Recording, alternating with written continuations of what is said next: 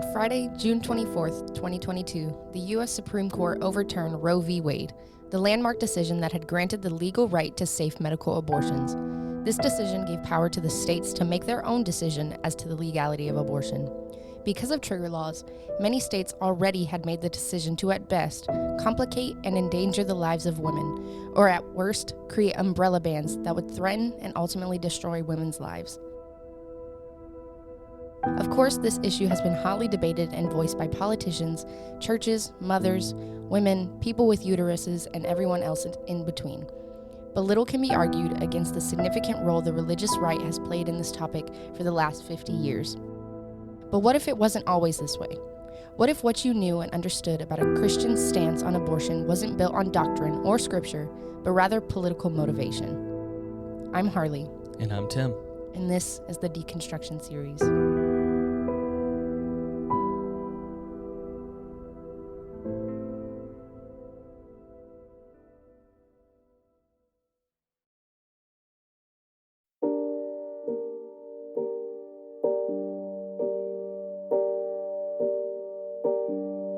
Welcome to the Always More podcast, where we believe there is always more room at the table for honest questions, meaningful conversations, and deeper understanding. Today, we're going to start by hearing from Dr. Eric Burnett in his response to someone saying, if a doctor doesn't know when his patient is in a life-threatening condition or situation, then he doesn't need to be a doctor.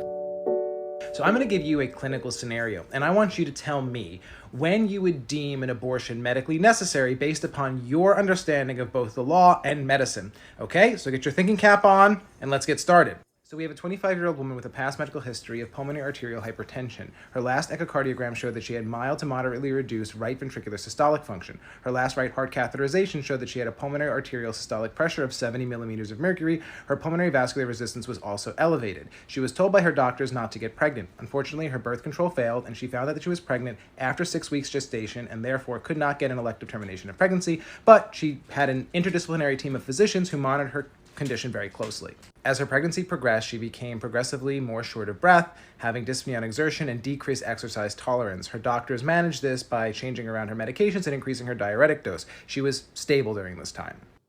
As her pregnancy progressed further, she became even more short of breath and reduced exercise tolerance, limited to just moving around her apartment before getting really short of breath. Her doctors put her on bed rest, adjusted her medications, and she was still stable. One morning in her second trimester, she got up out of bed and collapsed suddenly on the floor. She was brought to the emergency room where she was found to have a blood pressure of 70/40, heart rate in the 150s. She was diagnosed with a pulmonary hypertensive crisis and acute on chronic right heart failure. She subsequently suffered a cardiac arrest, was resuscitated and crashed to ECMO. She underwent an emergency cesarean section and her baby was delivered, sent to the NICU. Unfortunately, there were complications and it died several hours after delivery. The patient was then brought to the medical intensive care unit where she was found to be in multi-organ failure, including liver failure and oliguric renal failure requiring dialysis. Despite aggressive measures, the patient died on postpartum day 2. So Nick, according to your understanding of both the law and medicine, when was her abortion legally permissible and medically necessary? Now, while Nick mulls that over, I'm going to talk to the rest of you.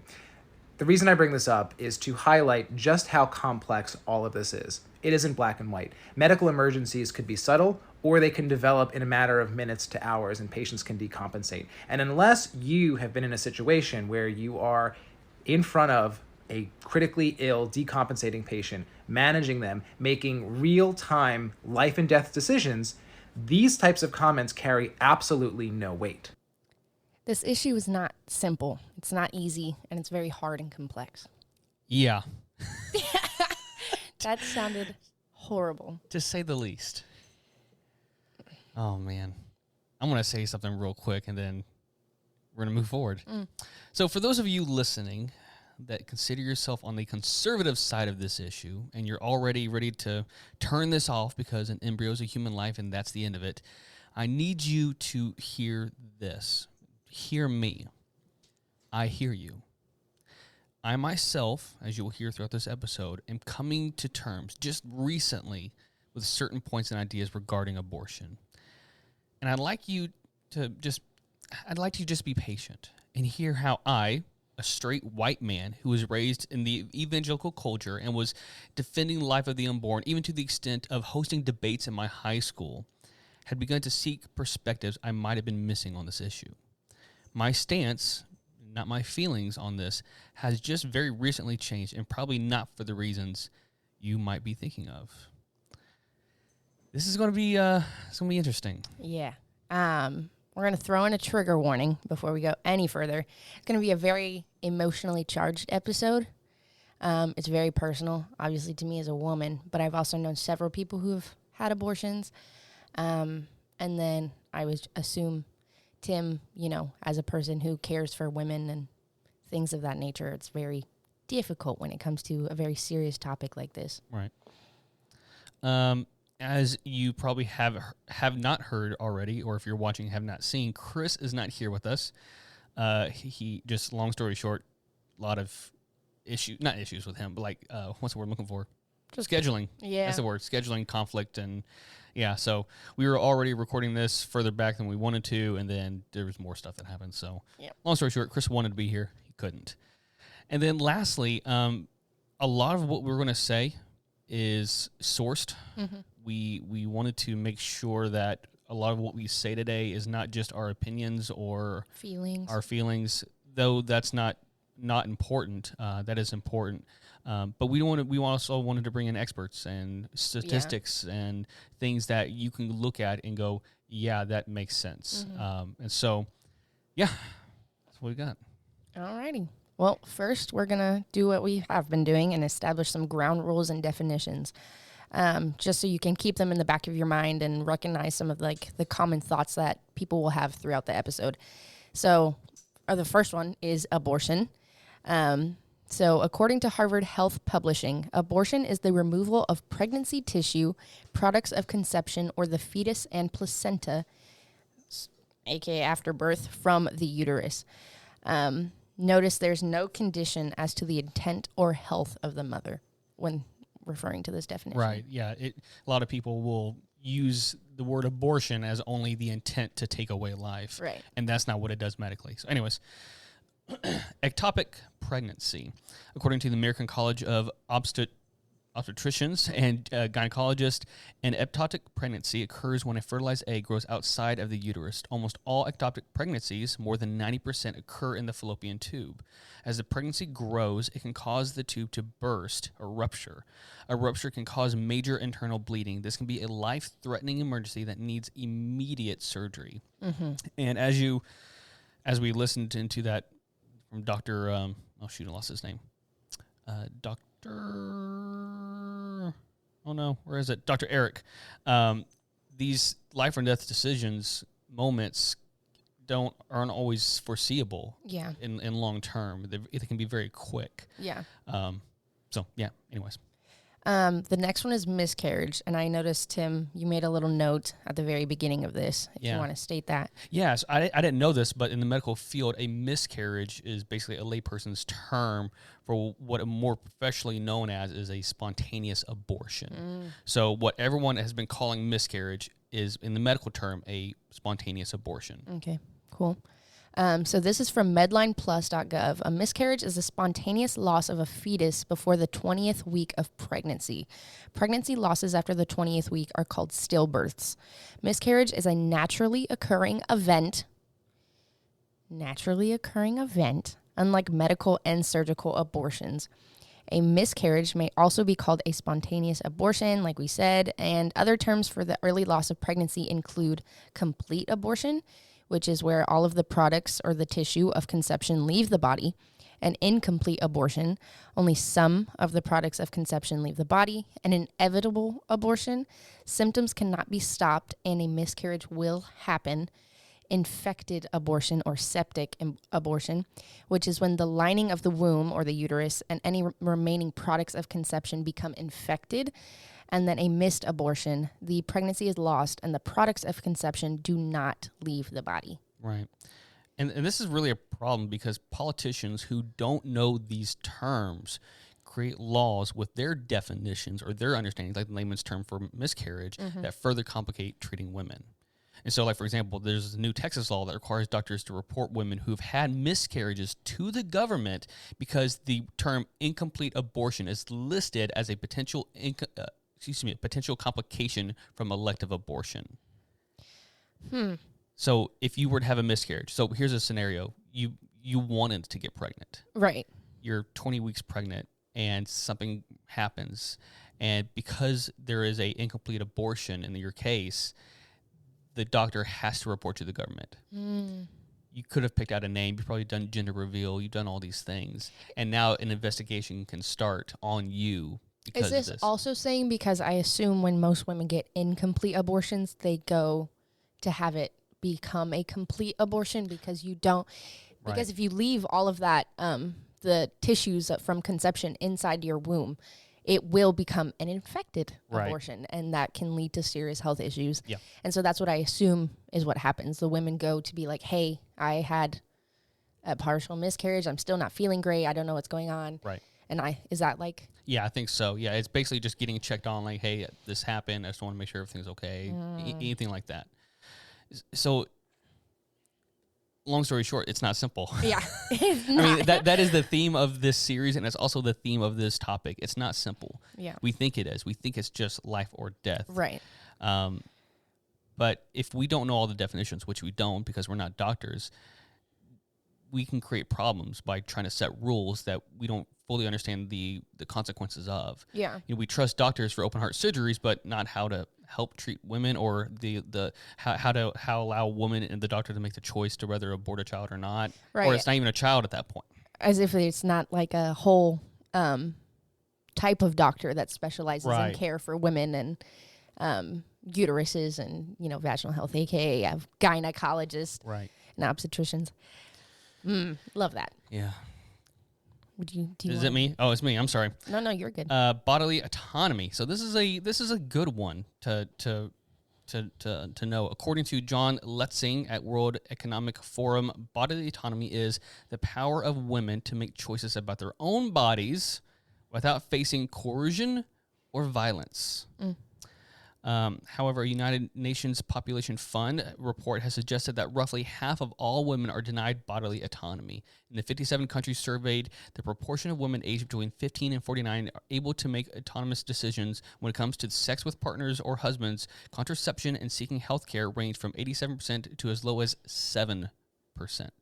I know a lot of women, not just like personally, but also like online, who have told me that they have tried to get their tubes tied. Oh, yeah, I've seen this all over TikTok. Or things of that nature. And there are requirements, which I guess kind of literally goes against this definition of bodily autonomy because they expect you to either have permission from your husband. If you're married, you probably need like 2 kids already, a couple kids. Yeah. And you also have to like make sure that you definitely want to do this because it's not reversible, blah, blah, blah, blah, blah. And so I just feel like that really goes against the whole without phasing coercion part because you're literally still, with all of these requirements, you're still facing, like, making women face, like, this, like, thought in the back of their head that is probably not even there until they have to go through all these steps, like, oh, do I actually want this, blah, blah, blah. Maybe I'm just being over, like, reactive and all this kind of stuff. When it's, like, I feel like when a woman knows something about her body or a person with a uterus knows something about their body, they know that's what they want to do. It's like getting like a tattoo or like a piercing or something like that. Like you should have that control over your own being. Yeah. And I feel like that also goes for other medical things like surgeries, other types of surgeries or like. Which you do ultimately. Yeah. You make a decision based on, the risks and whatever. But yeah, I feel like in this case, when it comes to abortion, there's so many, or like tubes tied and stuff like that. Right. We're forced to jump through hoops because you don't want to regret it, blah, blah, blah, blah. And that really is one of the eye-opening things that you mentioned with being like tubes tied. Like women are denied or at least made it so much more complicated. Like for me, I had a vasectomy last year and it was simple as me going to the doctor once, get checked out. Are you sure you want to do this? Yes. Okay. Came back a couple months later because it was busy. Are you sure you want to do this? Yes. All right, let's do it. And that was it. Literally that simple. Nope. It's remarkable to me because there's people saying, oh, well, this isn't women's rights. It's all about this, life of the baby or life of the child or whatever. And it's just not. There's so many, We'll get to it later. Yeah. Well, we will discuss statistics and science and things of that nature. The next definition we have is being pro-choice, which I'm going to define myself. Being pro-choice, whether you like abortion or not, is being pro the choice of others to make decisions for their own bodily autonomy. Like to have bodily autonomy over themselves. Not have any input or impact on their decisions. Yeah. That's what pro-choice is. Pro-life, or as I've heard from especially Dr. Eric, is pro-birthers. I want to be careful with this because I guess I'll kind of state this now. I'm not a huge fan of these terms, both of them. Yeah. Because it produces a binary that I don't think actually exists. Mm-hmm. Even for the pro-choicers, there is no one out there that's like, I just want to go kill babies. Right. That doesn't exist. And yet, as someone who grew up in the evangelical world, that was the perception of pro-choicers, was that they just want the ability to kill babies. And so I say pro-life and pro-birth is usually it's the stance of wanting to protect babies. And there can be good intentions behind this. The problem is this pro-life is usually only referred to the fetus.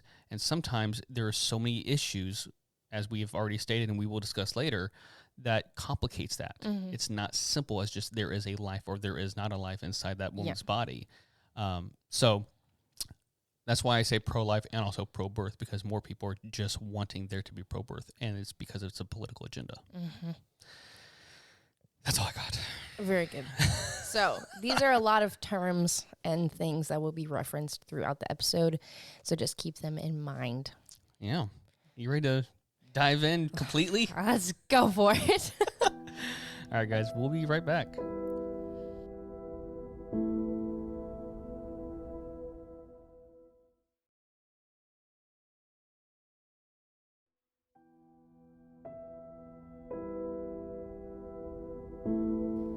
As we dive into this extremely personal and complicated subject, we want to remind you guys that we're not trying to convince you of anything. We're not trying to change your minds on what you believe or anything of that nature. 2/3 of us used to have a conservative understanding of the issue, and our perspectives changed not from debates, but from testimonies of people, individuals, living people. Right. The thoughts, statistics, and reasonings we share are not here for coercion, but for understanding as to how we got here today. Yeah, Chris would tell you, and he of course got there a lot earlier than I did. But we grew up in a different world, really, when it comes to this topic, especially. And so Chris would tell you there's things that he learned and things that I've learned that have shaped us, but it wasn't by a single debate or a single conversation. It's taken time to I wouldn't say flip is the right word. Chris might say it, but to at least better understand and to understand there's a lot of nuance in this conversation. So we're going to kind of discuss how we reached our current conclusions about abortion. I'm going to start and basically say it was never discussed for me growing up. My family, we never really talked about it. Then again, I didn't grow up super Christian, that kind of stuff, or religious. But in my family, that wasn't something we talked about. I didn't really know about. I knew about things like miscarriages and things of that nature, but not abortion itself. So I kind of just learned on my own. I remember doing Texas's version of sex ed, where it basically teaches you more abstinence than anything. Right. But there were mentions of okay, this is what abortion is. It never got too political, obviously, because, public school system. But it was just this is what that is. People do it. Let's move on. Right. Because they never want to get too in depth. And so then it leaves you with questions in middle school, and you're what the hell? Yeah. What does this even mean? And so I just did a lot of research and understanding myself, just because I always felt that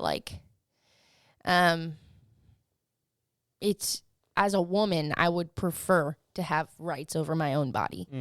And then I began to learn as I got into high school, different women's experiences like that were close to me, and like their experiences of like, you know, trying to get tubes tied and like dramatic things, of course. And so that kind of always shaped me, because I was like, well, I don't ever want to see a woman that I care about, or even myself, experience something as traumatic as like facing whether or not to bring a life into the world. And then I took a few criminal justice classes in high school, and we obviously learned a lot about like the law, i.e. Roe v. Wade. And so when we learned about that, and then like Ruth Bader Ginsburg and like her stance and things like that, that kind of influenced me to be like, hey. And then also like learning about like the women's movements that have happened, like voting and women's rights and all that kind of stuff. So like history is what taught me or like what shaped my point of view on abortion, I guess. Gotcha.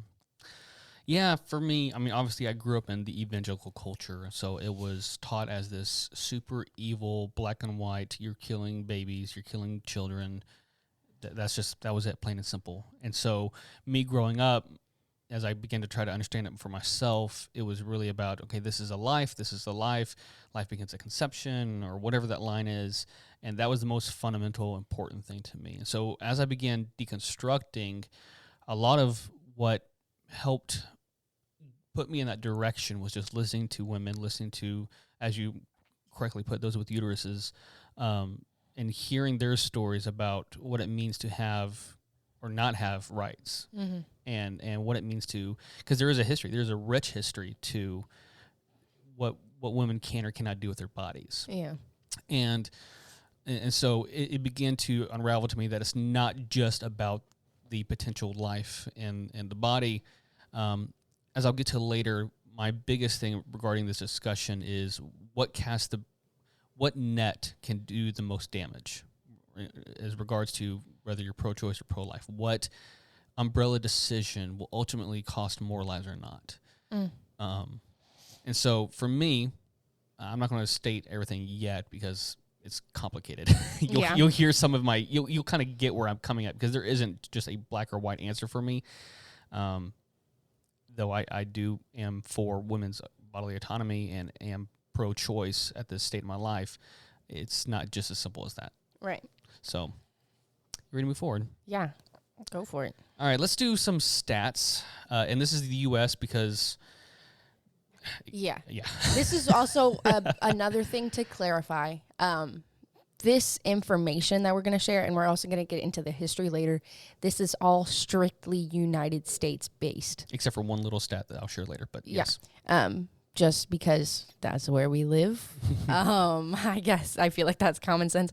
But just want to clarify that, because obviously in other countries it is different. Yeah. So. Okay, so I categorized the statistics into a few categories. The first one is why. So, like, why do women seek abortions? Because I think that's very important. Because there's an assumption, again, like I mentioned, especially in the evangelical world, to kill babies. Yeah. So, according to BMC Women's Health, quote, women gave a wide range of responses to explain why they had chosen abortion. The reasons were comprised of 35 themes, which were categorized under a final set of 11 overarching themes. And this is important here. While most women gave reasons that fell under 1, 36%, or 2, 29 themes, 13% mentioned 4 or more themes. So in other words, there isn't just one reason. Yeah. There's multiple reasons. So, quote, not financially prepared was 40%, not the right time was 36%, partner related was 31%, need to focus on the other children was 29%, interferes with future opportunities 20%, not emotionally or mentally prepared 19%, health related reasons 12%, wants a better life for the baby 12%. I'd like to point out there that not financially prepared in my brain covers things like healthcare. Like, you cannot financially cover healthcare. Yeah, like having a child. Right. Like in the hospital and the cost of that. Like, I had okay insurance when we had both of our kids, and it was thousands of dollars with the insurance. Yeah. Yeah. Okay, so over the years. So how has the numbers of abortions in the U.S. changed over the years? According to Pew Research, quote, the annual number of U.S. abortions rose for years after Roe v. Wade legalized the procedure in 1973, reaching its highest levels around the late 1980s and early 1990s, around 1.4 to 1.6 million in a year. According to both the CDC and I always forget how to pronounce this. Guttmonker. I think it's Mocker. Mocker. That makes more sense. Since then, it has generally decreased as what a CDC analysis called a slow yet steady pace. That's interesting. Very. So, yeah, of course, obviously, this is a podcast, so we can't see the graph, but there's like this, it goes up and then it just steadily goes down. Quote, what is the abortion rate among women in the U.S. and how has it changed over time? In the same Pew article, Guttmacher says that in 2020, there were 14.4 abortions in the U.S. per 1,000 women ages 15 to 44. Its data shows that the rate of abortions among women has generally been declining in the U.S. since 1981, when it's reported that there were 29.3 abortions per 1,000 women at that same age range.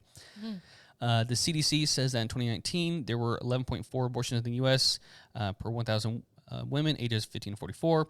That figure excludes California, Maryland, and New Hampshire, and District of Columbia. Like Guttmacher's data, the CDC figures have also suggested a general decline in the abortion rate over time. In 1980, when the CDC reported in all 50 states and D.C., it said there were 25 abortions per 1,000 women ages 15 to 44. So in other words, both of these very prestigious, what do you call it?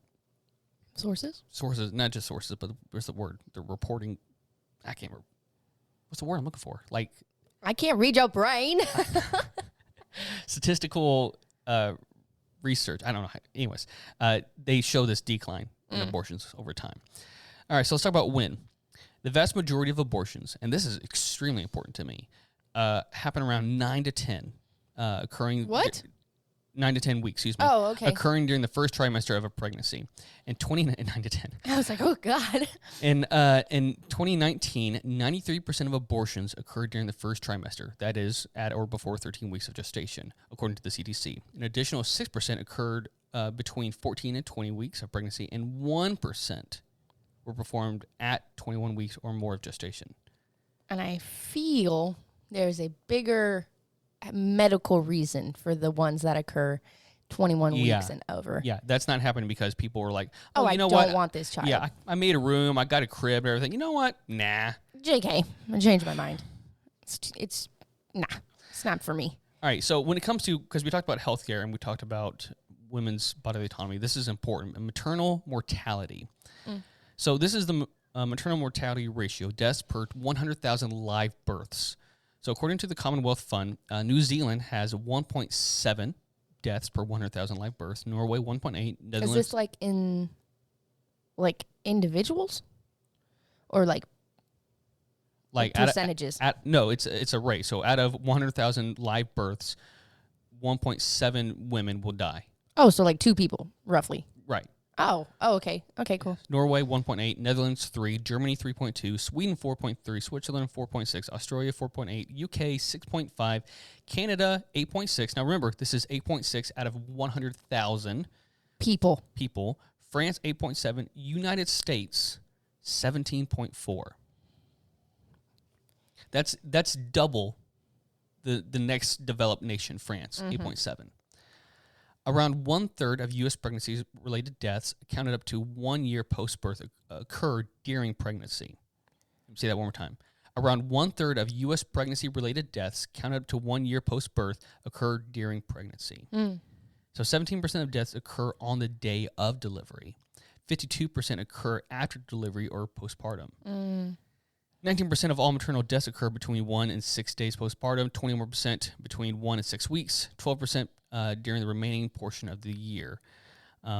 These are known as late maternal deaths. And this is just an overarching look to women's health and health care. And the mere fact, we'll get to it. But it's also like a reflection of, like, as you're saying, like, women are supposed to, when you're pregnant, to go see a gynecologist and things of that nature and take prenatals and things like that. Right.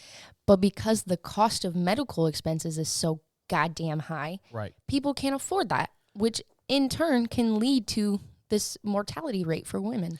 I guess I'll say it here because I can hear the evangelical in my mind because this is how I was, and this is until recently, this is how I was. And this is not excuse, but this is the big thing from pro-choicers, is that there's a huge hypocrisy in the pro-life movement of just wanting. That's why some call them pro-birth, is because they don't care about that. They don't care about the life of the mother. They don't care about healthcare. They don't care about any of that. And I 1,000% agree with that. This is what these stats are showing.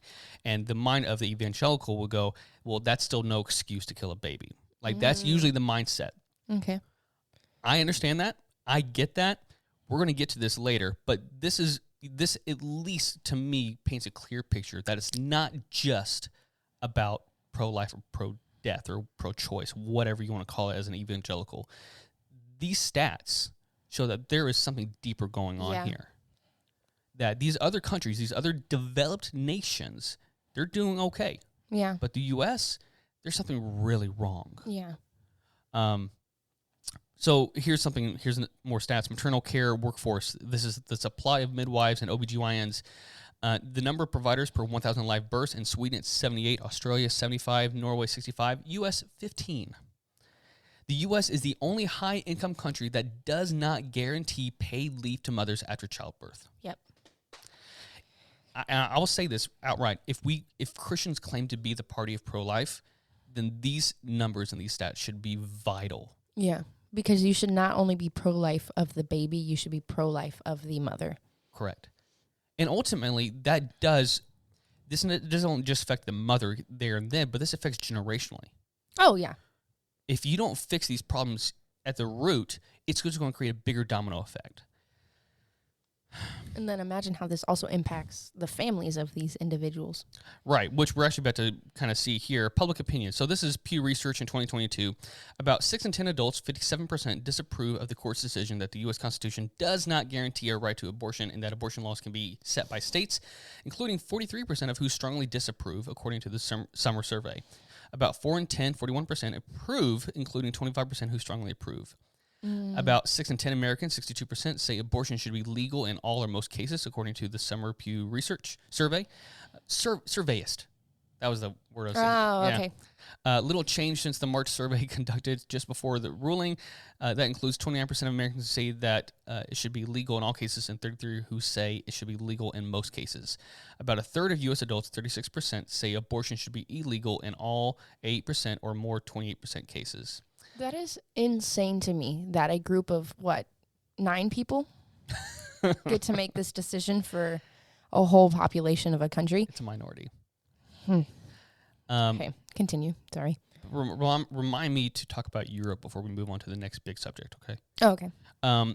An overwhelming share of religiously unaffiliated adults, 83%, say abortion should be legal in all or most cases, as do 6 in 10 Catholics. Protestants are divided in their view. 48% say it should be legal in all or most cases, while 50% say it should be illegal in all or most cases. Now, here's where it gets interesting. Majorities of black Protestants, 71%, and white non-evangelical Protestants, 61%, take the position that abortion should be legal in all or most cases. Wow. While about 3/4 of white evangelicals, 73%, say it should be illegal in all 20% or most cases, 53%. Wow. Now, when you also consider that, was it 90% of black Protestants voted for Democratic candidates this last election, you begin to see that there is a divide here that doesn't have anything to do with religion. It has more to do with who you're following. Yeah. Here's some rates by states. Teen birth rate by state. Births per 1,000 girls. And they're girls. Top 10 teen birth rate. New Mexico, 21.9. Texas, 22.4. West Virginia, 22.5. Tennessee, 23.3. Kentucky, 23.8. Alabama, 24.8. Oklahoma, 25. Louisiana, 25.7. Arkansas, 27.9. Mississippi, 27.9. Bottom 10%, or bottom 10, Maine, 10.6, Oregon, 10.1, New York, 10, Rhode Island, 9.4, New Jersey, 9.2, Minnesota, 9.1, Connecticut, 7.6, Vermont, 7, New Hampshire, 6.6, Massachusetts, 6.1. Do you see a trend in these states? Yeah. I've also learned recently that Massachusetts is the most affordable place for healthcare in the country. Mm-hmm. So that also says something. Now, in case that doesn't open your eyes to something, here's the maternal mortality rate by state per 100,000 people. Arizona, 27.3. South Carolina, 27.9. Texas, 34.5. Missouri, 34.6. Alabama, 36.4. Arkansas, 37.5. New Jersey, 38.1. Indiana, 43.6. Georgia, 48.4. Louisiana, 58.1. The lowest? California, 4. Massachusetts, 8.4. Nevada, 8.4. Connecticut, 10.5. 58. Yeah. There is a trend here, guys. There is a trend. And there's a guy, I think we mentioned last episode, I can't remember his name off the top of my head, but he creates these graphs based on this data. And it shows based on how much healthcare, how much the disparity between wealth and race, there is, which is all determined by discrimination. There is a difference here that you will see.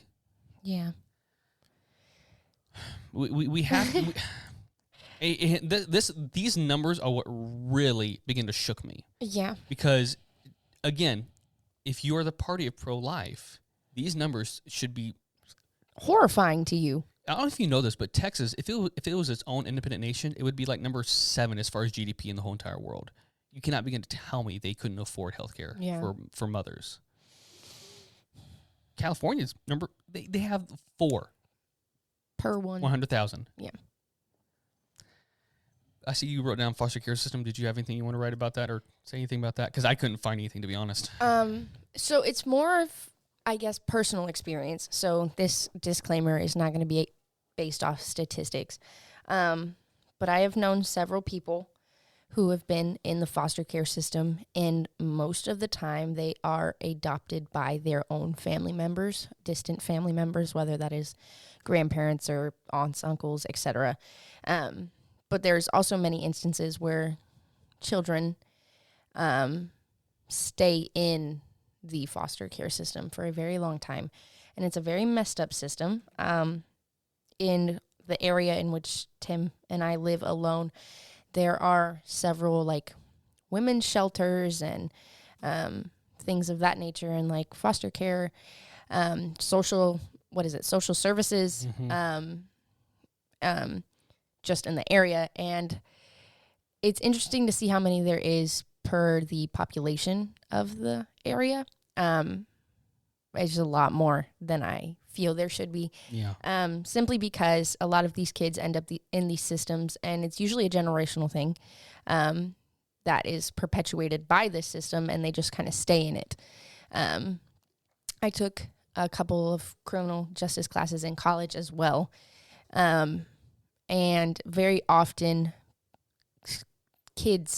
children who were born in the foster care system, and this is not to say all of them, but statistically in the foster care system, they ended up going into crime, various different kinds of crime, whether it be like theft or things of that nature, even as far as murder. Simply because this is a system that is difficult to get out of if you're not lucky enough to have people close to you. Right. Like a lot of the people that I know who have been adopted by family members.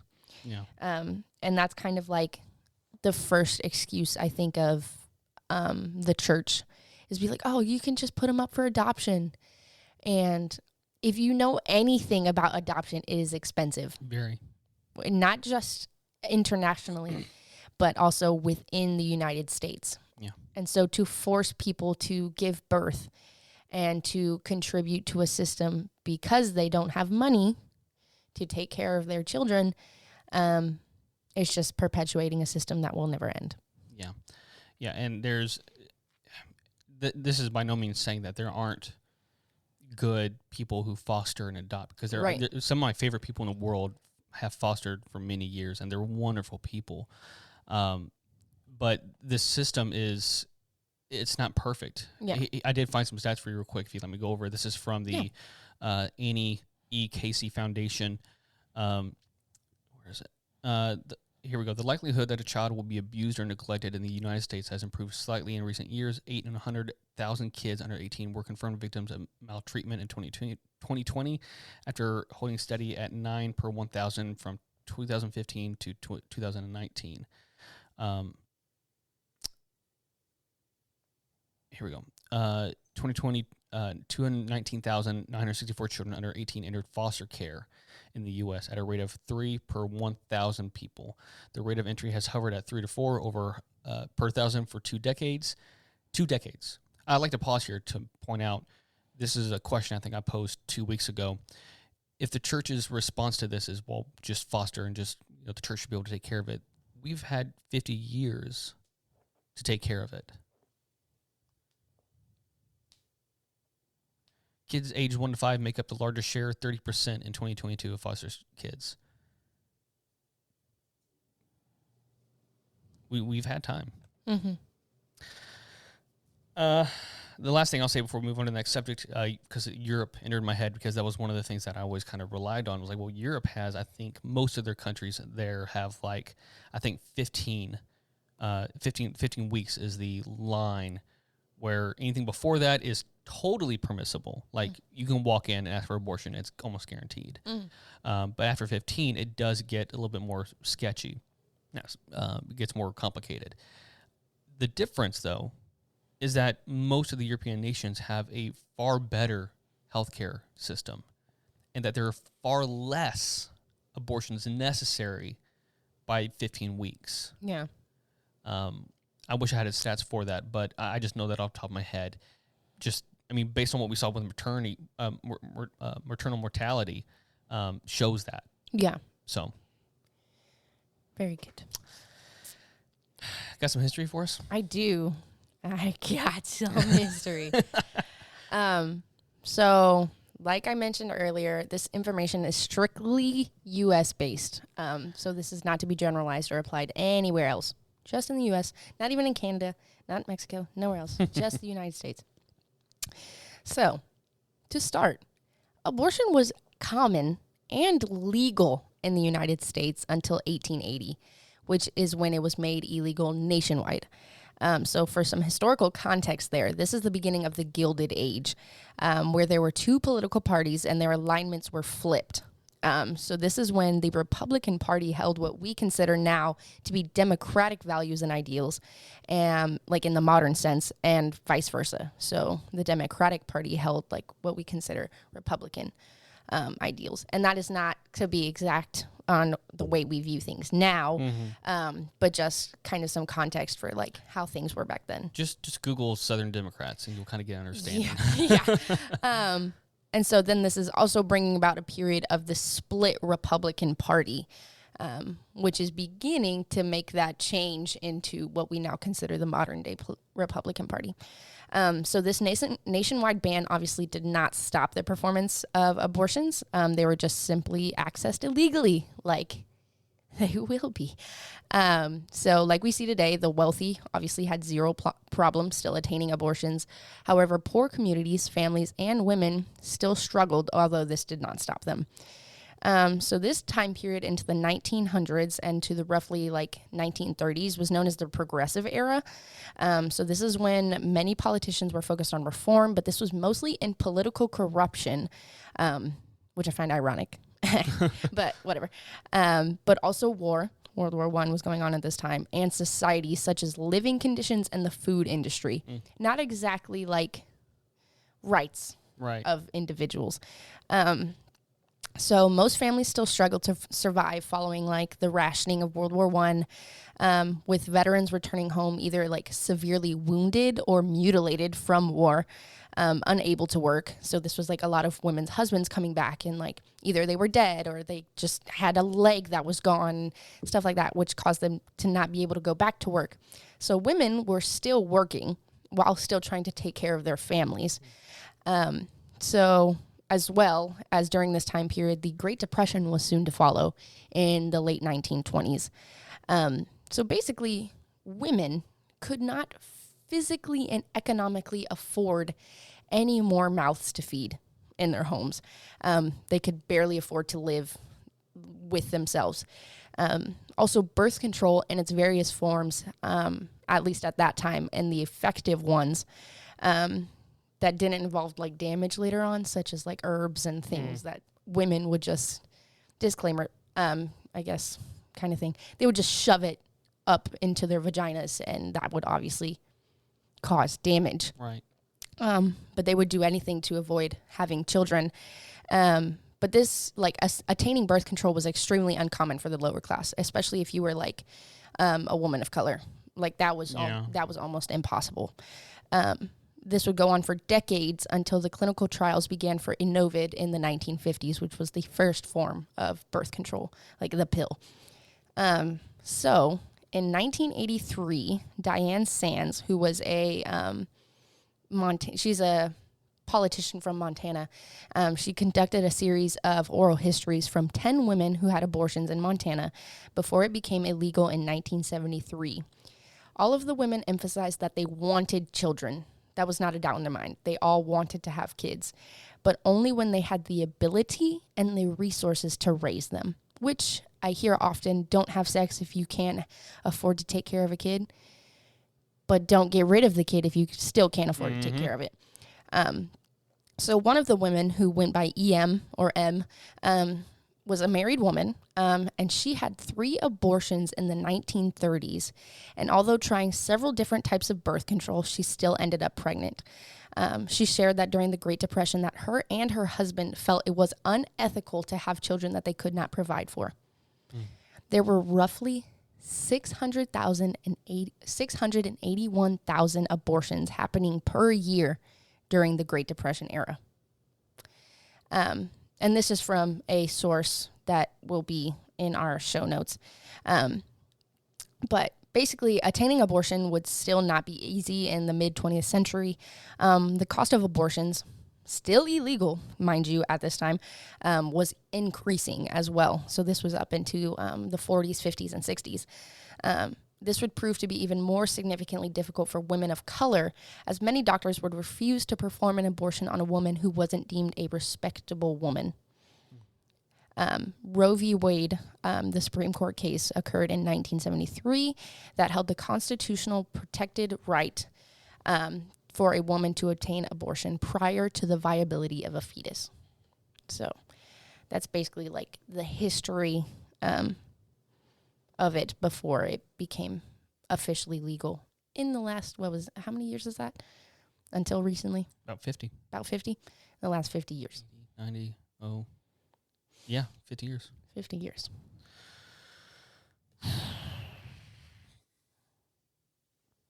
I thought it would be wise after that to begin to talk about the discussion that really is at the foundation of this conversation, and that is, where does life begin? Because that has honestly been my biggest hurdle in all this. In conversations that I've had with Chris, and this is just me being completely honest, that has still been the biggest hurdle. Because at the end of the day, if we do consider it a life, at whatever line you put it at, then it is still taking a life. Now, if it is harming the mother, if it is going to hurt the mother, then my stance has always been, yeah, go for it. That I understand. Right. But there's the biggest excuse, which is why I mentioned in the stats as to the whys, is there's this assumption again that it's just you want to do that they just want to take lives, and that's not the case. Right. And so the question for me has been, where does life begin? And I found this very moving article for me. And maybe it will be for you too. And I'm not going to read the whole thing because it's extremely long, but I'm going to try my best to push through the main points that he gets through. And this has at least helped me get through, pushing me over to the other stance. This article comes from Nathan Nobis, as a PhD, or is it Nobis? I don't know. Associate professor at philosophy at Morehouse College and the co-author of Thinking Critically About Abortion. So I'll start from a quote. He says, critics of abortion tend to think that the answer to this question, that life begins at conception or soon after, is obvious, scientific, and shows that abortion is wrong, is indeed murder, and should be illegal. Pro-choice advocates may accept this framing of the issues by agreeing that the question is important, but instead argue that life begins at birth or the first breath or far later in pregnancy after most abortions occur. To many, it seems like the debate of when life begins is irresolvable. This is unfortunate. Since this failure to make progress is largely a result of people not asking what the question means, clarifying what is being asked, and listening carefully to try to understand the range of answers. As a philosophy professor who teaches logic and critical thinking, I suggest that asking the simple question but powerful question, what do you mean? So, to begin, anti-abortion advocates, and this is still quoting Dr. Nobis, to begin, anti-abortion advocates are correct that the question, when does life begin, can have a scientific answer. To understand what can be asked by when does life begin, let's consider the corresponding question. When does life end? Now, is it just when the physical body dies or perhaps earlier? Let's consider the many cases where this issue isn't so black and white, such as with comas and brain dead patients. Okay, so here is just a hypothetical. If a healthy person gets into an accident which results in them becoming brain dead, and let's say they are kept alive for 10 years after that accident, the question is then, did they have a life during those 10 years? As Novus points out, people's stories can end before the death of their bodies. A body can be alive in a biological sense, but there is no life in this biographical sense. Right. And let me say that again, because he says it really well here. In the biographical sense that many people find to be the most significant for understanding who they are and how they should be treated. These questions are personal and religious. Different people will reasonably give different answers to this question. I mean, it's just true. You think about in that situation, different people are going to want to hold on longer. Right. And some people are going to say, no, they're dead. They're no longer with us. Yeah. That's usually their terminology. Yeah. So, quote, it's important to note that the question of when our lives end is not a scientific question. It is really a question about questions. In cases like these, does life mean life in a biological sense, or is life when we value what we value from our ethical, personal, religious, and otherwise perspectives concerning the beginning and ending of our stories as persons and what we value? People make choices all the time when to pull the plug, but the reasoning is not as simple as their body is alive or not. It often relies more on the concept of consciousness. Yeah. And to the idea of what living is. Right. Yeah. He continues by saying, in ways that matter morally, if our lives end when our consciousness or minds permanently end, then it's plausible to also believe that life begins when consciousness begins. That is the start of us. We begin after our bodies begin, as embryos and beginning fetuses. Our stories, what our lives are like for us from our point of view, haven't begun. I didn't develop consciousness of living until I was like 4 years old, I think. So that's the case. He says, when does a fetus develop consciousness? That's a scientific question. Earlier research suggested the third trimester, and more recent discussions suggest perhaps the beginning of the second trimester. But around 9 of 10 abortions occur before either of those estimates. Yeah. And that right there was okay. Abortion critics will also argue that there is a disanalogy between end-of-life cases and beginning-of-life cases, since embryos and beginning fetuses are not brain dead. When and to the extent that they have brains, their brains are biologically alive. That's true, of course, but their brains are not alive in a sense related to being conscious and having experiences. The lesser-known concepts of brain birth or being brain alive do not yet apply to them. Right. And he finishes by saying this: are women obligated to use their bodies to support beings that are merely biologically alive but not biographically alive? Should they be legally compelled with threats, force, and punishment to support something that's not a someone, as laws banning abortion do?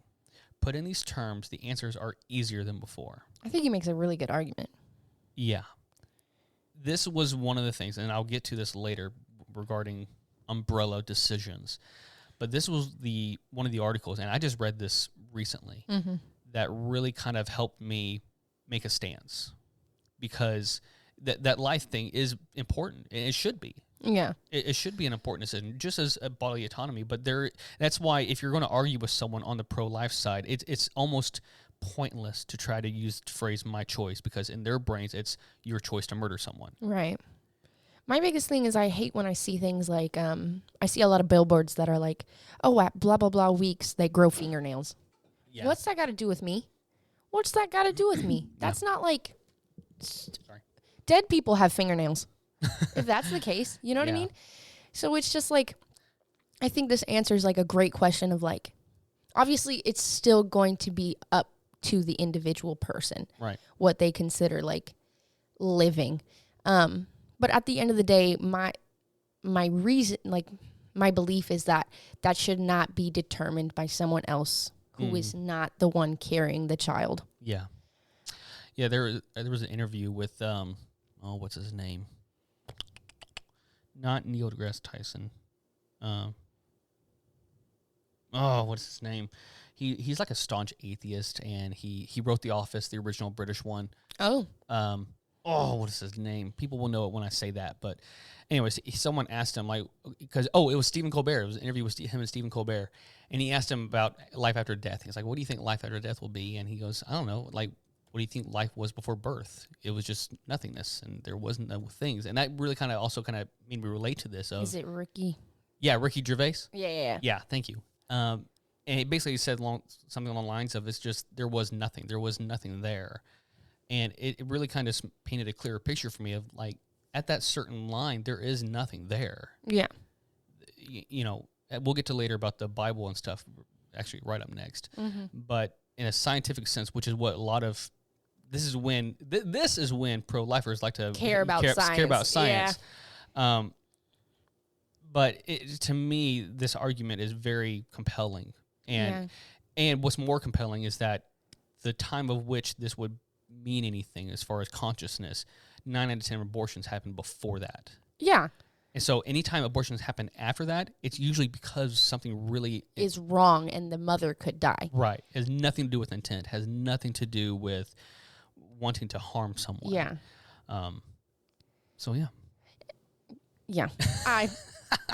I'm trying not to like beat the dead horse or whatever the saying is, because we're just reiterating the same points, but it's just insane to me. And I guess I should be careful how I'm saying this, because I get it. I truly 1000% get it, because I've been there. Yeah.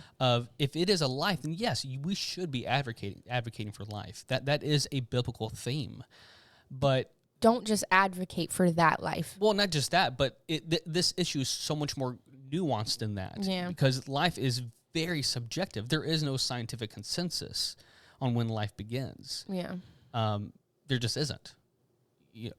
People will say, well, okay, I don't have this anywhere in my notes, so I guess I'll say it here. People will say, like, well, biologists will, say that it's a life. Like, look, what about sperm then? Sperm is alive and moves on its own and everything. So does that mean every single time a dude masturbates or they just shoot out stuff that's murdering? Murder? Yeah. I mean, it's a silly analogy, but it's an important one, because it's like, if you're going to use that as an understanding for life, then it's just full of black and whites that are not there. It's so much more complicated. It's a lot of gray area. Yeah. More than we originally thought when this was like a thing in like the 1800s. Yep. Let's move on. What do we got, Harley? So next we're going to talk about abortion in the Bible. I mean, it's Deconstruction series. I guess we should mention the Bible a little bit. So bottom line is, it's not mentioned. It's not in the Bible. It's not. We'll dive into why it became such a staple, though, in the conservative Christian realm in the next section. But we wanted to bring up some verses that are often used to critique the abortion stance. Yeah. By the way, all of these we've heard in multiple cases. But you wanted to reference Dan McClellan. Okay. Yeah, he's one of my new favorite scholars. He's a very smart man, knows his things about the Bible. So all of these, except for 2, I think, all these scriptures, there's some points in here that are basically referencing what he has said about these scriptures. So gotcha. I figured someone who's got a PhD in scriptural knows what he's talking about. Know what he's talking about. Yeah. I'd rather reference that than just shooting off of our what we heard. You mute me. My brain glitched for a second. Sorry. So Numbers 5. the ordeal of the woman suspected of adultery. So according to Dan McClellan, he doesn't prescribe this as an endorsement of abortion, as it wouldn't have been understood this way to its original readers. So to quote him, favorable outcome for the woman is fertility in the future. The text says she will conceive. The unfavorable outcome has more to do with imagery associated with infertility in the broader ancient Near East, and that is the most common punishment for marital infidelity and sexual sin, both within the Bible and in the broader ancient Near East. In other words, infidelity was viewed as God's punishment for some greater sin. Right. This is actually one of the verses that's used, I think, a lot of times by pro-choicers to show that abortion was allowed. And there's, I think, a more important note that Dan brings up here is that mindset wasn't around back then. Right. The same way with like gender, that wasn't a thing back then. Infertility had something to do with a punishment from the gods. Right. Yeah. And so what this story shows is that if the woman doesn't have birth, it's almost like this. It's like this backwards way of doing. It's like witches. Like if a witch will, float, then she must be a witch. Like after the kid, you know what I'm saying? Yeah. Or whatever the situation and is. then if she drowns, then she wasn't a witch. Right. It's a backwards way of looking at it. And so like if a woman has birth, then she is without sin. And it was she didn't have an adultery, and But if she doesn't, then she must have sinned, or there must be something wrong. So that's what it was. Mm-hmm. This one is a big one for me. Exodus 21. This is case law in verses 22 and 23. So what happens if men who are fighting accidentally injured a pregnant woman? So again, this doesn't directly address abortion, but addresses where human life is valued. So if they induce a miscarriage, and again, this comes from Dan McClellan, if they induce a miscarriage, then the husband and judges will determine a fine. If the woman dies, then it will be life for life. In other words, the death penalty. So it's saying if the woman dies herself, the pregnant woman, not the fetus. Correct. Yeah. So this is a very important mindset, because this is something that you will see time and time again in ancient scripture, is there is a level of lives that are more worthy than others. Mm-hmm. I mean, obviously back then men were the top thing, then women, then slaves, those kind of things. Right. This shows that there was a priority and may not be exactly where you think it's going to be. You want to take this next one? Yeah. Life begins at first breath. So it doesn't say implicitly, but it is and has been debated and implied by rabbis for centuries. It goes hand in hand with Genesis 2, in which God breathes in life into Adam. Furthermore, rabbis have also been debating the man of life. Did I say that correctly? Yeah. That exists at different stages. Oh, meaning of life. Or must have miswrote that. The state. What did I mean to write there? Why did I wrote man with two N's? This is what I get for doing this at 2 a.m. in the morning. I think 2 a.m. in the morning. Yeah, 2 a.m. in the morning.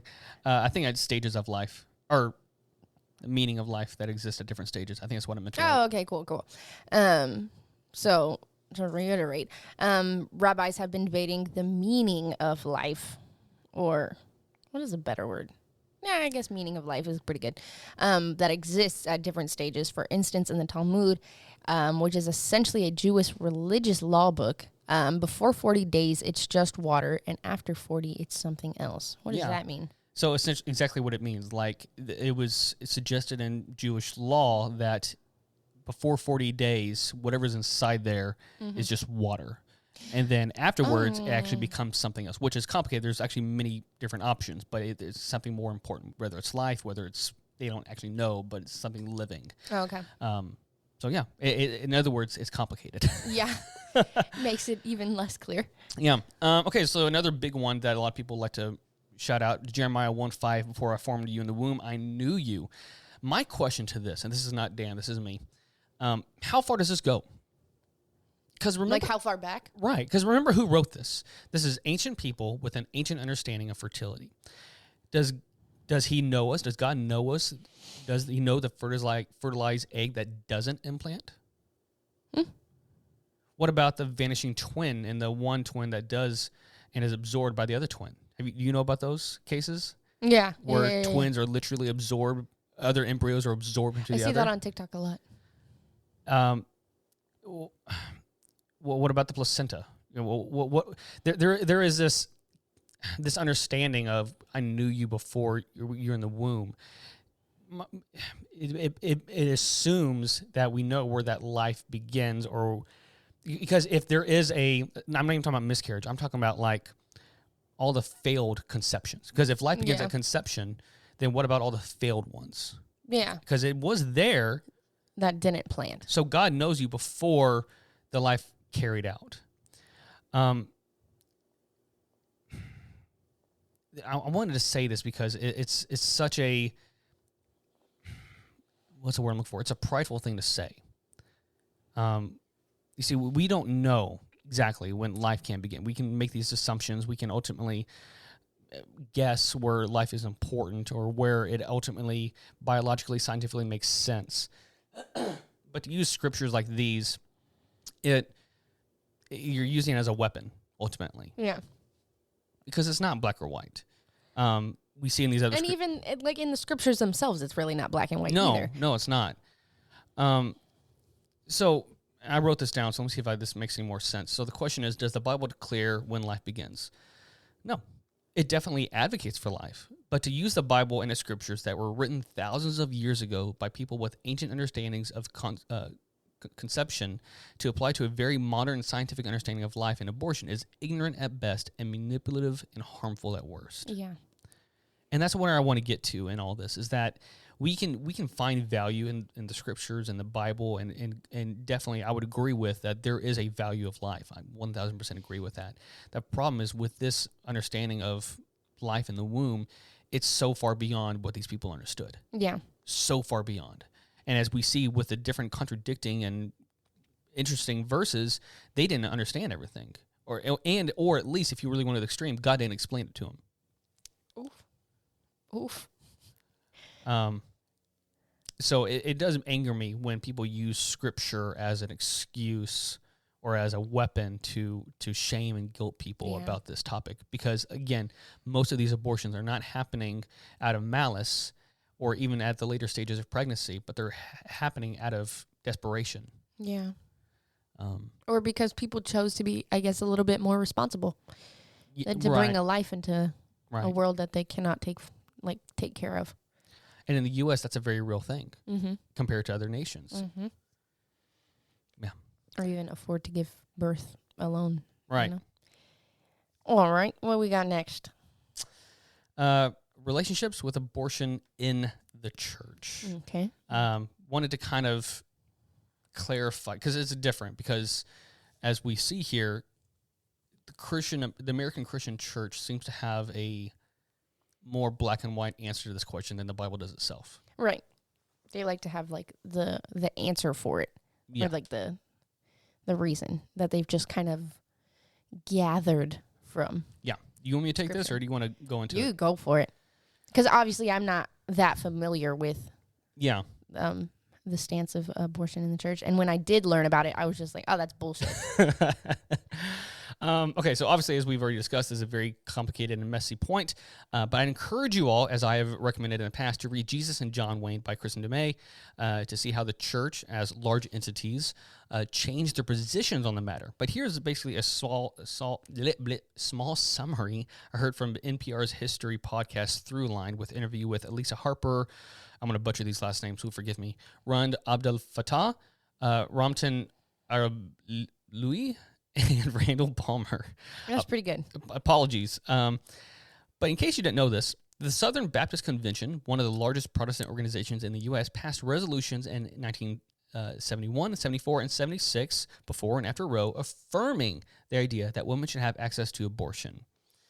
So again, I'll cite this article, which is an interview in the show notes, but here is in a nutshell. It hinges on two main events: desegregation and Jimmy Carter. Oh. Are you ready for this? Nope.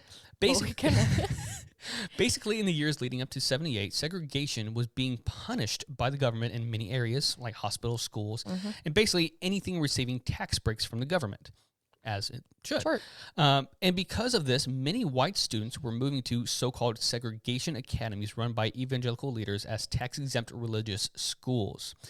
So, for example, during the first years of desegregation in Holmes County, Mississippi, the number of white students in the public schools decreased from 700 something to 28. Damn. Let me explain this one Y'all more are time. that vehemently racist. When desegregation happened in the government sector, 700, almost about 650 kids went from public school to private school. So when the government took away tax-exempt status from these academies that were basically safe havens of segregation, such as Jerry Falwell's in Lynchburg, Virginia, alarm bells began ringing for evangelical leaders. So this is a quote from, oh no, I forgot to write it down. It's one of those people I mentioned. Around this time, a conservative political activist named Paul Weyrich was trying really hard to grow the Republican Party base. Weyrich understood that racism was unlikely to be a galvanizing issue among the grassroots evangelicals. It wasn't until 1976 when Jimmy Carter, a Southern Baptist evangelical and Sunday school teacher, was elected president that Weyrich found the issue they could use. Abortion. During Carter's first few years, he had already begun to lose steam in support of evangelicals because of various issues such as segregation. As Arab, oh man, here's that name, Arabloui, man, I'm sorry, says, while many evangelicals weren't initially all that bothered by Roe v. Wade, a few years on, the number of abortions had begun to climb and made some evangelicals kind of uneasy. Weyrich saw this uneasiness as an opportunity. Abdul Fattah says he teamed up with some prominent anti-abortion activists and helped amplify resistance to abortion among evangelicals. It worked. In 1979, the moral majority was formed. They threw their support behind Republican candidate Ronald Reagan, and Reagan won. This began the close relationship with the Republican Party and white evangelicals. There is a lot more. There is a lot more to this, which I mentioned in Jesus and John Wayne, but that's essentially where it stems from: is segregation. So they were like, "Oh, well, we can't be racist anymore. So let's focus on something else: women." Yes. As I mentioned, the SBC, this is one of the biggest Protestant groups in America. They affirmed it 3 times, before and after Roe. So that they just didn't care. So this really, here's where this is important: is if you're a Christian, especially if you're evangelical, you need to begin to seriously ask yourself, is my belief about this topic in any way, shape, or form influenced by the Bible more so, or by this? Yeah. By what the Republican Party want. Like, I've noticed a lot of people who are like, oh, because I'm a Christian, I have to align with the Republican Party. Right. And it's like, but is that actually what you believe? Yeah. And now, I am by no means, because this was my biggest hint, because I had learned all of this, like the Bible and the church stuff, before I made my decision, and that still wasn't convicting enough for me. However, it should at least show that there is a trend, there is a deeper meaning to all this than just saving lives. As we saw through the statistics, when it comes to mortality, when it comes to, maternal mortality, when it comes to healthcare, when it comes to the abortion rates, when it comes to the teen pregnancy rates, there is a deeper issue than just saving lives. Right. And the Republican Party for years has used this as a tool to twist, to change, and to obtain power in various levels of office. It's like a emotional manipulation of some kind. 1,000% it's manipulation. Now, I'm not saying that means if you're pro-life that you can't set that aside, because I was that way for a while. But my point is that the Republican Party, as we know it today, this is manipulation. Yeah. They are using this as a tool, because if it really truly was about saving lives, there wouldn't be fear and shame associated with it. There would be better healthcare. Yeah. There would be access to contraception. And by the way, this is an issue I keep getting into fights with people about. There is tons of legislation being presented right now trying to ban contraception. Yeah, because once they reversed Roe v. Wade, that also infringed on a whole lot of rights within the 14th Amendment and things of that nature. Right to privacy, guys. Yeah. Literally what the whole thing is based upon. So to me, I wanted to get to where does life begin and everything like that before getting to this. But it does further prove a point that a lot of what let me say it like this. The reason why I had this strong stance wasn't because of my biblical understanding of it. It was because of this cultural understanding of it. Yeah. There is a difference. It's what they told you to believe. And much. if you can remove yourself from that, you can at least begin to understand, and to at least, if anything, try to. There's some people I know, and I don't 100% agree with them, but they are pro-life, but they will do things like advocate for contraception, advocate for free healthcare, and advocate for things like that. And I'm like, okay, at least they are being pro-life in all the means. I don't agree with everything, but at least they're getting to that point. Yeah. But some people completely miss that. Right. Completely. Because it's a cultural, political move. Mm-hmm. And this brings us to our last point. Saving lives. For me, I saved some stats for the end here. So according to Inside Medicine, years prior to Roe, maternal deaths by abortion were already on the decline due to individual states' legalization of abortion and the widespread use of contraceptions. From 1968 to 72, deaths due to abortion dropped by 50%. That's good. In the 5 years after Roe, this is where it's important, legalized abortion nationwide, maternal death rates fell 80% compared to the 5 years before the decision. So in other words, before Roe, there was already a decline because contraceptions, because of certain states legalizing it. But then when it became really legal, 80% of maternal deaths just completely gone. Yeah, decreased. The largest year-over-year change occurred in the South between 1972 and 1973, when the maternal deaths caused by abortion dropped by 56%. This is, and there are plenty of other stats that we could share, but as seen in stats already mentioned, there is far less maternal death in countries and states that offer more healthcare, contraceptions, and safe abortions to its citizens. And so for me, while I still hold on to the belief that life is important and that there is a line, which I don't know exactly where it is, but I do kind of hold on to what that doctor had mentioned. I do believe there is a point when life starts, but to me, it has become a matter of what is going to actually save more lives in the long run. It has come to my consensus that I, as an individual, as not a doctor, as not a healthcare professional, and as not a woman, I cannot make that decision. Yeah. Ultimately, I can't do that. As we saw at the beginning of this episode, there's too many variables. There are too many things. Yeah, like that woman's story and stuff like that. I can't. I can't make that decision for anyone else. The fact that 9 out of 10 happened before, was it 21 weeks or whatever that was? No, it's before that. It's 9 out of 10 is before, is that 14 weeks? Mm-hmm.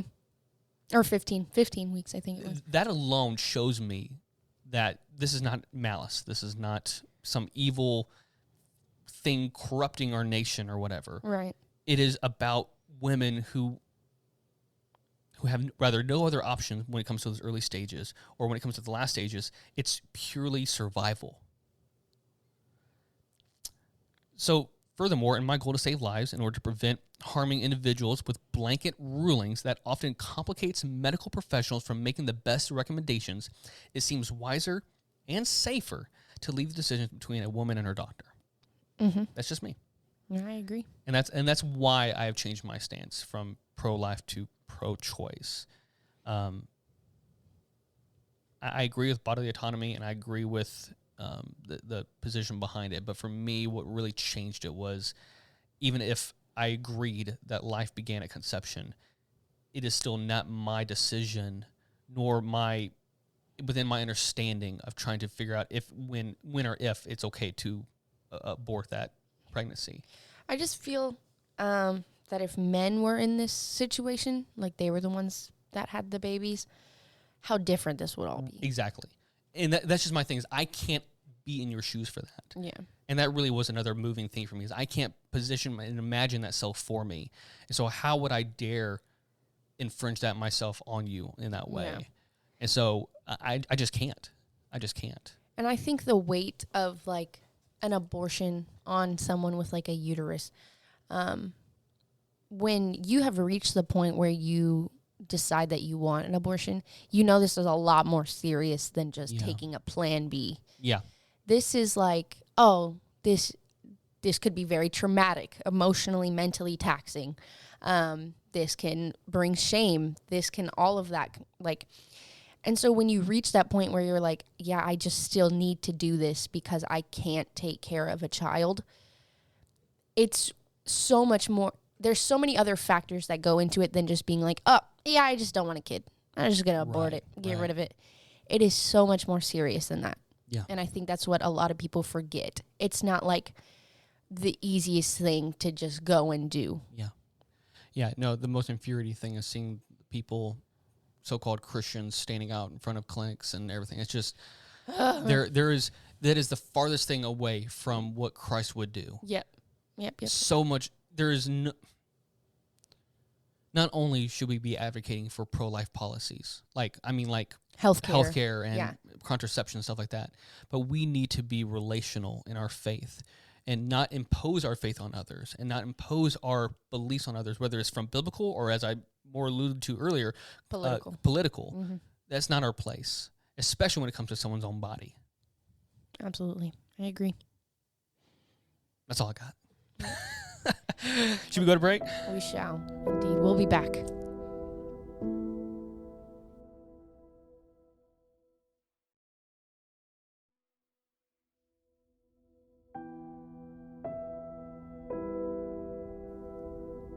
All right, friends, we're back.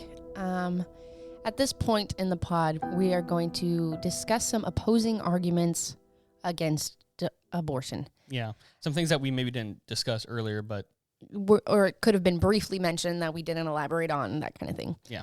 The first is that you'll regret it.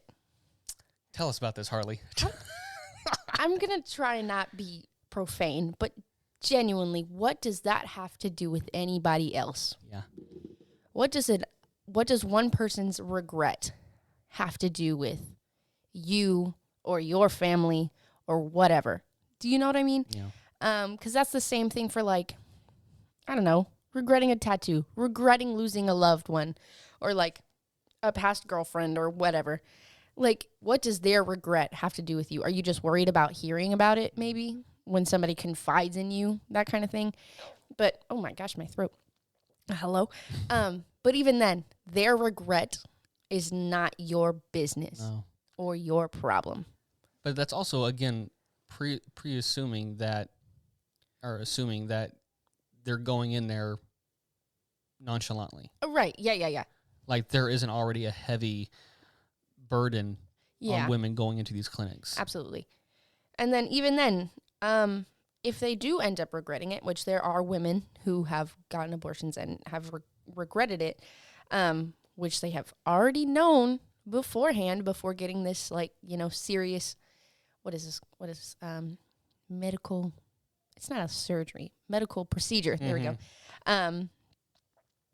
that they would possibly regret it. And if they do, as a Christian, you should love them regardless. You should comfort them if that's, like, your biggest thing. Like, because if you are to be like, oh, you'll regret it, blah, blah, blah, blah, blah, like, that's your own fault, like, I told you so, that kind of thing. That's not Christian. No. That's not God-like. That's not Christ-like. You should never want to do that. You know what I mean? If your whole point of being like, you'll regret it, is to be like, oh, I told you not to do it later on. No, and slam your head against a wall. And usually the excuse there is like, oh no, it may not be loving, but it's truthful, and I care more about the truth in this. I'm like, or it's more loving to be truthful. I'm like, no, the bigger truth is you don't know the whole situation, so you should just leave the out of it. Yeah. We also didn't even get into sexual assault cases in this episode. Yeah. But that's a lot more triggering and things of that nature. But like you mentioned, you do not know the circumstance.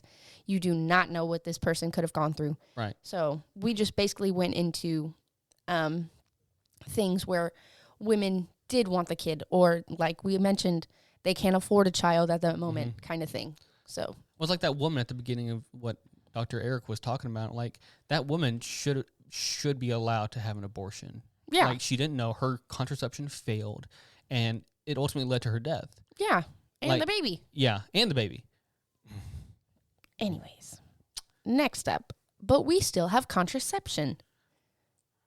As discussed, As mentioned. many lawmakers are actually trying to get rid of it. Yeah. Contraceptive ban. Just Google it. Look it up.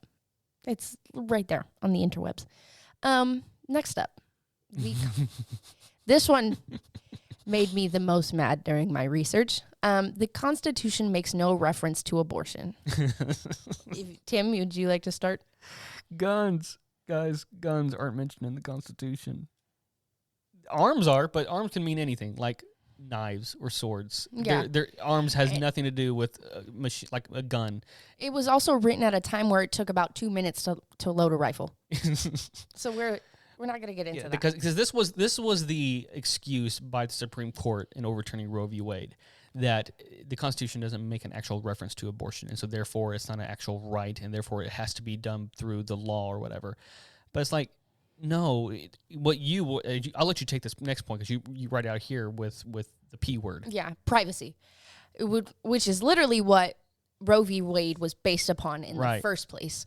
So things like there's multiple. You ever heard of the Ninth Amendment? Yeah. That protects enumerated rights, which is rights that are not distinctly mentioned in the Bill of Rights. This is my favorite. These are inferred fundamental rights. Yeah. Privacy is one of them.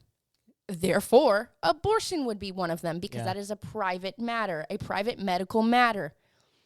So this is inferred through several other amendments, such as due process. What is it? The 5th and 6th, and also the 1st, which is like protection of like speech and what is it? Where you protest, I guess. Protest? Oh, yeah.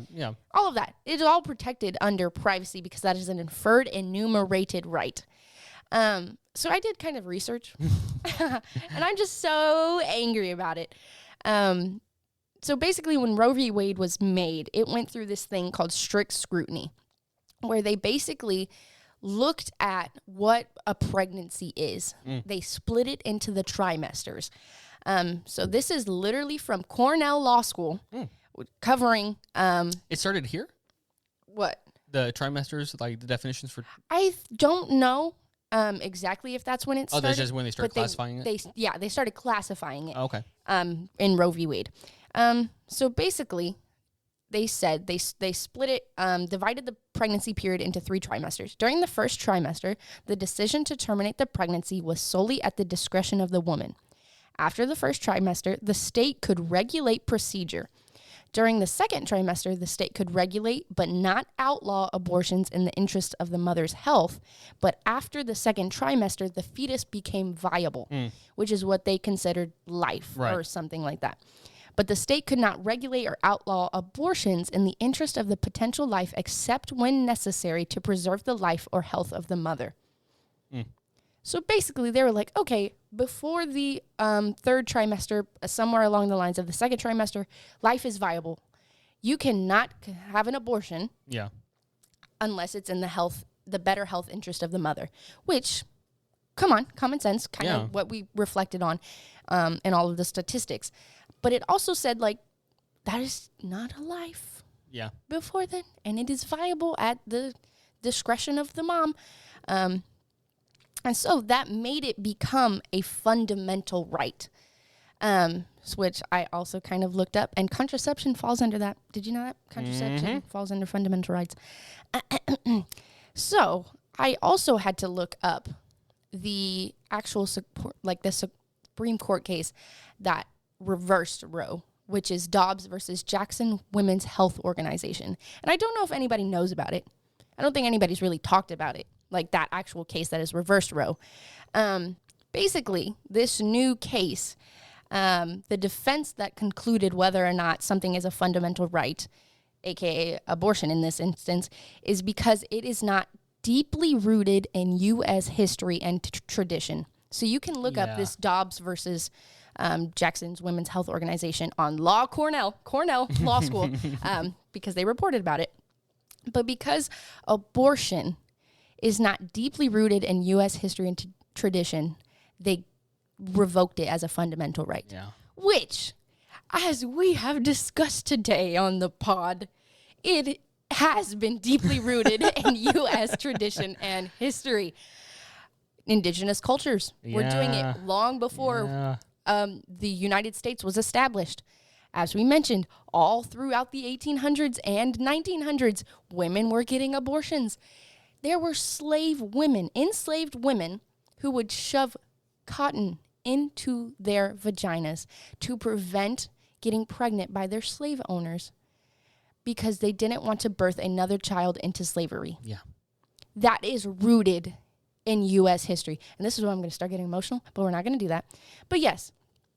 So the fact that they want to revoke this fundamental right because it is not relevant to, I guess, U.S. history is bullshit to me, because it absolutely is. So thank you for letting me go on that little rant. Yeah, absolutely. Our next opposing argument is that you shouldn't risk it.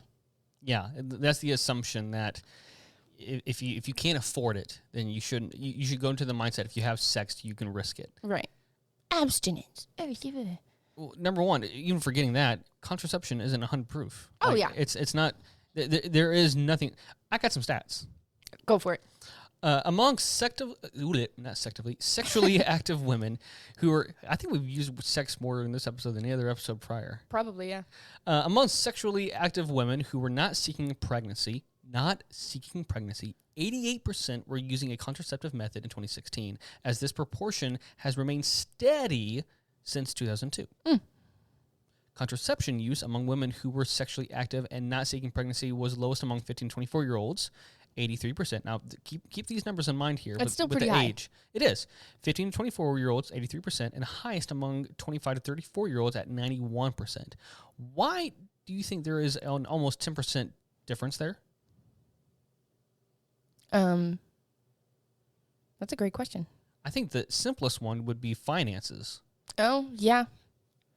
Like that's the biggest one in my brain.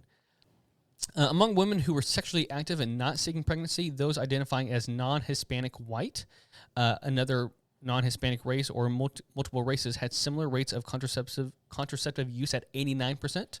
So white people, mostly 89%. Mm-hmm. The rates for those identifying as non-Hispanic black or Hispanic were 84 and 87 respectively. So still very high.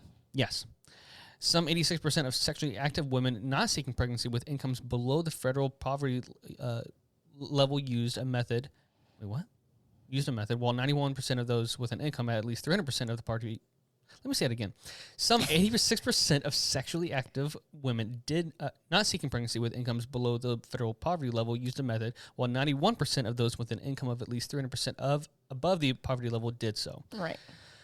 And lastly, among sexually active women not seeking pregnancy, 81% of those with no insurance coverage used contraceptives, as did 87% of those covered by Medicaid and 90% of those covered by private health insurance. That's very interesting to me that those with healthcare coverage still used high rates of contraceptives. But even then, these are all extremely high percentages. Yeah. Like in the 80s and 90s. Yeah. Women are not... People are using protection. They're trying and to, it is still failing. I know one of my besties from high school. She was birthed because her mom was on birth control and used a condom, and she was still born into the world. Yep. Our son Jim was a surprise. Oh, see? Like, it is not always, like you said, 100 proof. Yeah. It's not always going to work. Yeah, and there's a trend. You can see it. Granted, it's still high, but those younger and people of color who are, as a collective, are less likely to have health insurance and less wealthy are less likely to have access to contraceptives. Yeah, so it's... I don't want to say it's inevitable, because I feel like that's a bad term, but it's also just, like, more difficult to prevent. Right. When they don't have access. Yeah. Anyways, yeah. Next up, which we briefly kind of discussed. Yeah. Not even briefly. We definitely went over this. Life begins at conception. Depends. What do you mean? What do you mean? What do you mean? Yeah. There's no doctoral or scientific consensus, so in my brain, that goes just, what do you mean? Because it's all willy-nilly. Yeah. It's hard to define single-handedly. Yeah. The church can help aid. Where you been at? What? Come on, it's been 50 years. But no, it doesn't. No. It hurts people instead. And it shames. Yeah, as we've seen historically. There was a story that I mentioned, and I didn't mention, that was in that article that I had mentioned from the historical brain. And it was a woman that was saying how, it was a reverend that was saying how, well, we do try to help where we can, but as the prices increase, like I had mentioned in that 50s, 60s area, the prices of abortions were increasing. They can only do so much to find cheap abortions for people to attain. And even then, it is completely out of their will, out of their hands. So maybe they do help, but it is still not working enough. It is not enough. And I don't have the numbers to back this up, but I can tell you it's true.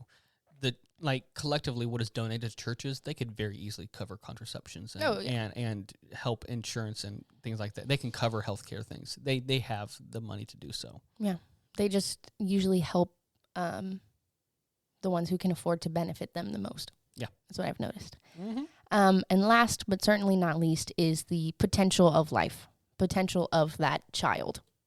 Your baby can go fix cancer, can find the cure for cancer. How do you know? The mom who's pregnant with this baby that could potentially die during childbirth could find the cure for cancer. You know what is both extremely sad for me, but also hilarious, is I've seen people on TikTok who are like, yeah, my mom considered it and didn't. Kind of wish you did. And I'm like, people are not, they don't know Gen Z very well, especially. No. Yeah. I just, this to me, it's like, well, where do you start with this? Mm-hmm. Do you start if it starts at conception, then what about the sperm? Because that's living, and the egg is living. It's a cell. So, I mean, if we found a living cell on Mars, you consider that life. So if you got rid of the sperm, isn't that getting rid of the potential? Yep. So to me, that logic is not valid. And, I mean, sex in itself is a potential of life. So, yeah. There's just no, like we've mentioned several times, there is no black or white answer when it comes to this. No. But, yeah, so that concludes that. Any final thoughts? Yeah, I'll go first. I'll let you take the final word. Ultimately, at the end of the day, I think I mentioned this earlier, but it just comes down to what will save more lives and what is the bigger umbrella decision. Like, from what I've seen, especially since the overturning of Roe, there has been action and motive to not only ban abortions completely, but also make it extremely more difficult for those seeking health care and seeking medical help because of whether it's miscarriages or health issues in the womb. Yeah. There's a reason why I mentioned why we mentioned those definitions earlier about miscarriage and spontaneous abortions, is because these laws that are being passed have little to no understanding of these true medical definitions, and it makes it hard for doctors to make decisions. And if there's anything you should know about the medical field, is that time is important. Yes. And so the more times you have to go back to the doctor is more money. And that means less times that women are more likely to go to the doctor and seek medical help. And so ultimately, for me, from what I've seen, both on just when abortions happen based on where I think life begins, what that even means, I see more life being saved through policies that encourage more contraception, more health care for women, and safe legal abortions. Yeah. That's just how I see it. And plus, it's none of my damn business. That's some good stuff. Love to hear that from a man. I guess my final thoughts are, like we mentioned earlier, this pod was not to change anyone's opinion. It was to provide insight, provide facts. Hopefully you listen to, and to hopefully show a new perspective. Yeah. On such a serious topic that impacts so many people. It's not just women. It's not just people with uteruses. It impacts everyone. Right. And that I just, when it comes to being pro-choice, it is not a matter of you can dislike abortion all you want. Don't get one. If you hate it that bad, don't get one. Or don't let your loved one get one, whatever. But genuinely, who are you to tell someone they cannot do something with their body? You have no right, because you wouldn't like that said over you. You know what I mean? Yeah. I just hope that with time and with proper legislation and with proper care, whether that be healthcare or just caring about people in general, that we can see a change, like you mentioned. Contraception, sexual education. Oh, yeah. Big thing. If you really don't want abortions, provide proper sexual education for kids. Yeah. For teens. You also need to talk more about sexual assault, because that's a very common thing that produces a lot of pregnancies, especially in teens. I mean, also in adult women, but still, you need to have victims' protection rights. That's a big thing that is not covered. Just all kinds of coverage that is, I'm not hearing about when people are pro-life. Yeah. And I'm tired of it. Because if you are pro-life, you would care about the lives that we're already living. Whether that is your next door neighbor in your community or across the nation, you should care about them. Regardless of race, regardless of gender, regardless of whatever the fuck. You should care if you are that pro-life. Yeah, that's really all I have to say. Please educate yourself. Yes. Look at the resources that we provided. Yeah, in our There's show a lot, notes. but We tried to quote as many things as possible. But we can only do so much. Yeah. You have to educate yourself and make your own informed decisions and conclusions. So that's all we got for you guys. We thank you for listening. We thank you for hearing us talk and trying to understand, I guess, a little bit better. Yeah. That's all we can ask for at the end of the day. Deeper understanding. Yep. Ooh. All right. Bye, everybody. Till next time.